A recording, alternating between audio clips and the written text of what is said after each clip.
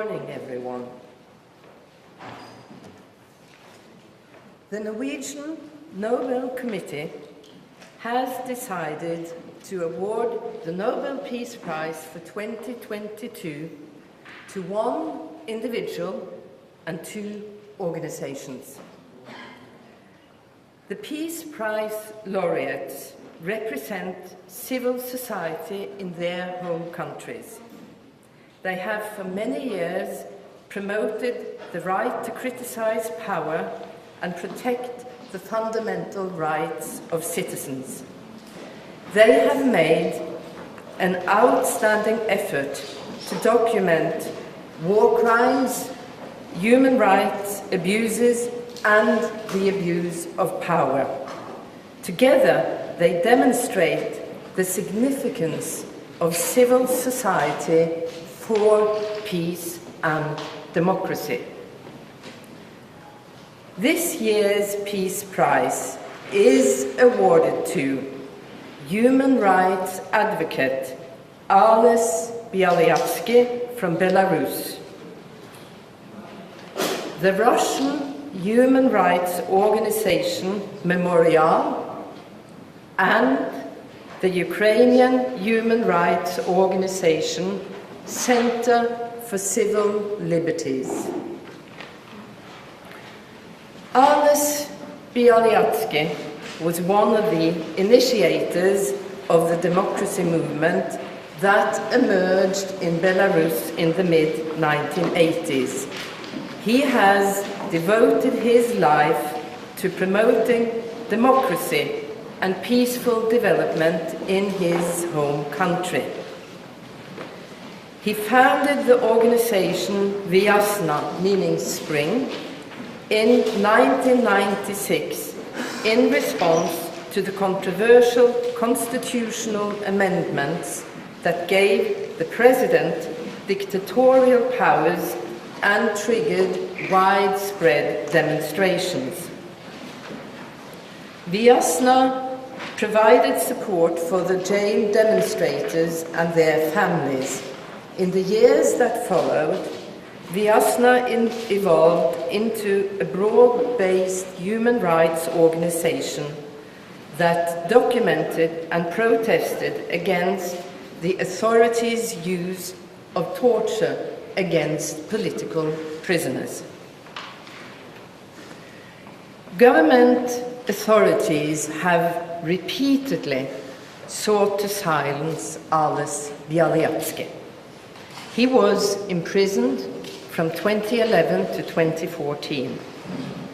Following large-scale demonstrations against the regime in 2020, he was again arrested. He is still detained without trial. Despite tremendous personal hardship, Mr. Bialyatsky has not yielded 1 inch in his fight for human rights and democracy in Belarus. The human rights organization Memorial was established in 1987 by human rights activists in the former Soviet Union who wanted to ensure that the victims of the communist regime's oppression would never be forgotten. Nobel Peace Prize laureate Andrei Sakharov and human rights activist Svetlana Ganushkina were among the founders. Memorial is based on the notion that confronting past crimes is essential in preventing new ones. After the collapse of the Soviet Union, Memorial grew to become the largest human rights organization in Russia. In addition to establishing a center of documentation on the victims of the Stalinist era, Memorial compiled and systematized information on political oppression and human rights violations in Russia. Memorial became the most authoritative source of information on political prisoners in Russian detention facilities. The organization has also been standing at the forefront of efforts to combat militarism and promote human rights and government based on rule of law. When civil society must give way to autocracy and dictatorship, peace is often the next victim. During the Chechen wars, Memorial gathered and verified information on abuses and war crimes perpetrated on the civilian population by Russian and pro-Russian forces. In 2009, the head of Memorial's branch in Chechnya, Natalia Estemirova, was killed because of this work. Civil society actors in Russia have been subjected to threats, imprisonment, disappearances, and murder for many years. As part of the government's harassment of Memorial, the organization was stamped early on as a foreign agent. In December 2021, the authorities decided that Memorial was to be forcibly liquidated and the documentation center was to be closed permanently. The closure became effective in the following months, but the people behind Memorial refused to shut down. In a comment, Chairman of the board, Jan Rashinsky, stated, "Nobody plans to give up." The Center for Civil Liberties was founded in Kiev in 2007 for the purpose of advancing human rights and democracy in Ukraine. The center has taken a stand to strengthen Ukrainian civil society and pressure the authorities to make Ukraine a full-fledged democracy. To develop Ukraine into a state governed by rule of law, Center for Civil Liberties has actively advocated that Ukraine become affiliated with the International Criminal Court. After Russia's invasion of Ukraine in February 2022, Center for Civil Liberties has engaged in efforts to identify and document Russian war crimes against the Ukrainian civilian population. In collaboration with international partners, the Center is playing a pioneering role with a view to holding the guilty parties accountable for their crimes. By awarding the Nobel Peace Prize for 2022 to Ales Bialyatsky, Memorial, and the Center for Civil Liberties, the Norwegian Nobel Committee wishes to honor 3 outstanding champions of human rights, democracy, and peaceful coexistence in the neighbor countries Belarus, Russia, and Ukraine. Through their consistent efforts in favor of human values, anti-militarism, and principles of law, this year's laureates have revitalized and honored Alfred Nobel's vision of peace and fraternity between nations, a vision most needed in the world today. Thank you very much. Madam Chair of the Committee, was it quite easy to end up with such rumors as you are announcing today? With oppressive regimes in Russia, in Belarus, with the war going on in Ukraine? It is never easy to reach a conclusion on who should receive the Nobel Peace Prize, I can assure you that. But we do believe that in these very challenging times, it was the time to address exactly what you imply in your question, that we are in the midst of a war. We are talking about two authoritarian regimes and one nation fighting a war. And we would like to highlight the importance of civil society, of every citizen who has a responsibility and an engagement to promote other values than the values of aggression and war. Madam Chair, one of the laureates, Ales Bialatsky, is today imprisoned in Belarus. What is your message to the authorities in Belarus considering his situation? Our message is an urge to the authorities in Belarus to release Mr. Bialyatsky, and we do hope this will happen and that he can come to Oslo and receive the honor bestowed upon him. But there are thousands of political prisoners in Belarus, and I am afraid that perhaps my wish is not very realistic, but I do urge for his release. Do you think that these prizes could have a positive impact on the development in these countries?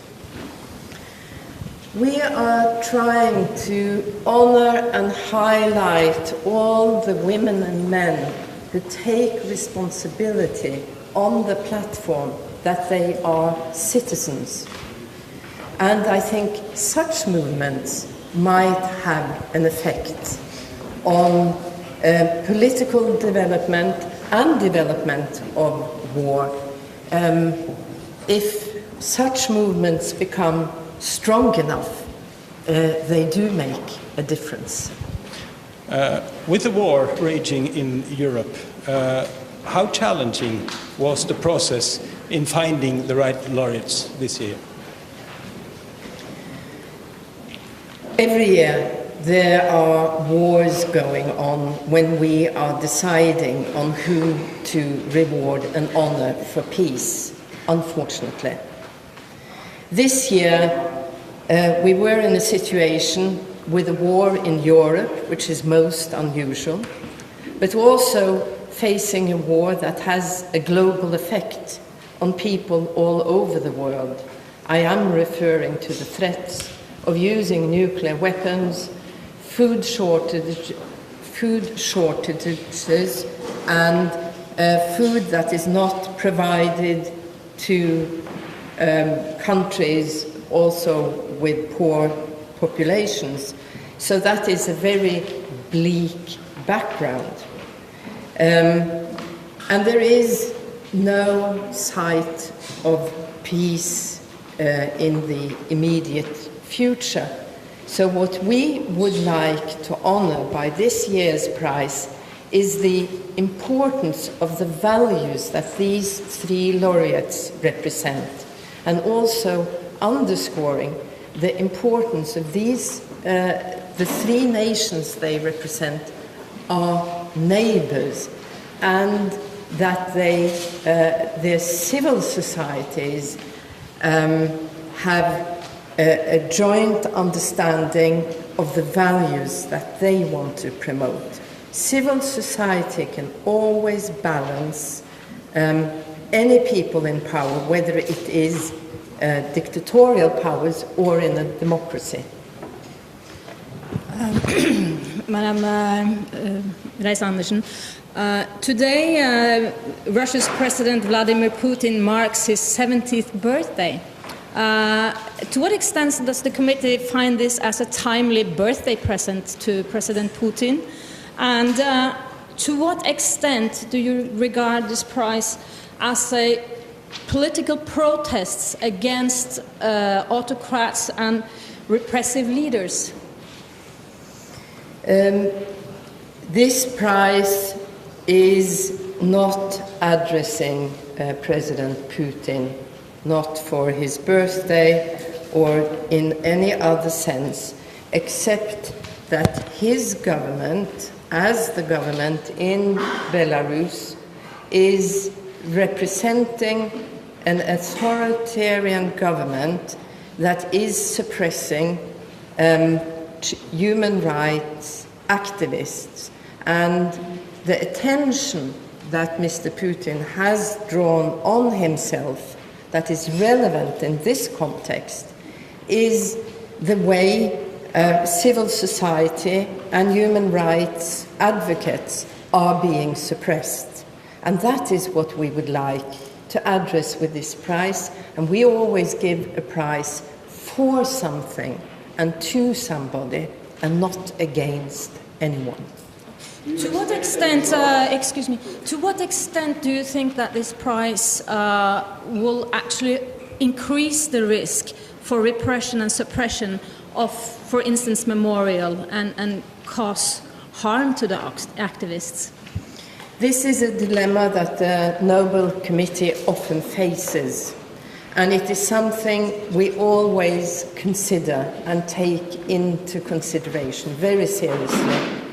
But we also have the point of view that the individuals behind these organizations, they have chosen to take a risk and pay a high price and show courage to fight for what they believe in.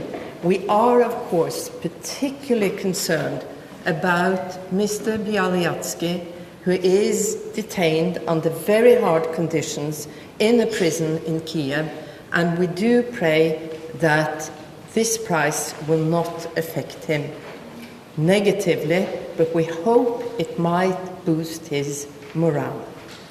Do you expect any starched reactions from the Kremlin? The Peace Prize always gets worldwide attention and reactions, and we are advocates of free speech, and we are looking forward to whatever comments that may come.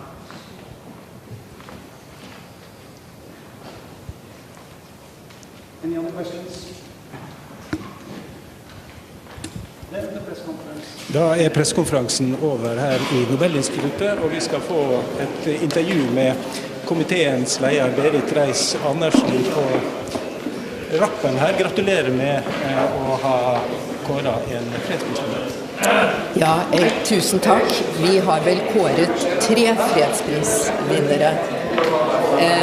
Og det kan jo være krevende å ha 3 vinnere I ett år, men vi har tenkt slik at disse vinnerne sammen gir et sterkere budskap enn den enkelte vinner hver for seg. Hvordan er det? Fordi de hjemmehørende I 3 naboland I en krigsutsatt region, og vi ønsker å påvise de positive verdier som sivilsamfunnene I alle 3 land bærer I fellesskap og slutter seg samlet opp om. Og det antimilitarisme, det menneskerettigheter og rettsstatsbaserte samfunn. Det at den ene prisvinneren her, Ales Bialatsky, sitter I fengsel igjen I Belarus, og under svært krevende forhold. Hva har komiteen tenkt rundt det? Vi har tenkt at han I en veldig utsatt posisjon. Han har jo hele sitt liv kjempet for de verdiene han tror på, helt fra ungdomstiden. Han har mistet jobbene sine. Han allerede som soldat i hæren fikk han reprimander for å ha formidlet ulovlig litteratur. Han har tatt et valg hvor han gir alt for det han tror på. Han er virkelig en helt og en utrettelig menneskerettighetsforkjemper. Han kan umiddelbart bli utsatt for represalier. Det er en fare, men vi håper at når han får vite om denne prisen, at det kan være en støtte til ham og gi ham ytterligere moralsk mot. Faren for represalier, faren representert ved at man får fredsprisen, eksisterer jo for flere av disse kandidatene, også Memorial, som opererer i Russland. Hva tenker du om deres situasjon? Memorial er jo blitt nedstengt, og det er veldig verdifulle arkivmateriale som de har, som skal representere den russiske nasjons hukommelse, er dessverre blitt spredt for alle vinder. Mange ledende personer i Memorial har flyttet utenlands. Det er klart at de er i fare. Om de er i større eller mindre fare på grunn av fredsprisen, det er veldig vanskelig å si. Fredsprisen kan også gi beskyttelse. Det retter verdens oppmerksomhet mot fredsprisvinneren, som også kan verne dem mot ytterligere forfølgelse. Så har du også en organisasjon i Ukraina som dere også velger å gi prisen til. Hva kan du fortelle om det? Det er i ukrainsk sammenheng en organisasjon som har en relativt lang historie. Ukraina har jo vært et ikke fullutviklet demokrati, og Center for Civil Liberties har jo hatt det som sitt fremste mål å bidra til et sterkt sivilsamfunn og utvikle Ukraina til et demokrati. Ved invasjonen så endret de fokus, altså de har alltid hatt fokus på dette med rettsbasert samfunn, ved å bli svært aktive i å dokumentere krigsforbrytelser og tale saken for de sivile ofrene. Og de står på et sterkt standpunkt hvor de fremhever krigens lidelser og prøver å avhjelpe det. Da dere nå har valgt å innrette denne prisen sånn som dere har, hva er den viktigste meldingen fra Nobelkomiteen knyttet til årets fredspris? Den viktigste meldingen er det nytter å være et enkeltmenneske. Det nytter å påvirke samfunnet uten å ha en politisk posisjon. Det nytter å kjempe for de verdiene som ligger i Nobelprisens verdisett: fred, rettsstat, demokrati og menneskerettigheter. Takk skal du ha, Berit Reiss-Andersen. Vi har altså fått 3 prisvinnere, og vi får en spennende seremoni i Oslo 10. desember, da prisen skal deles bort.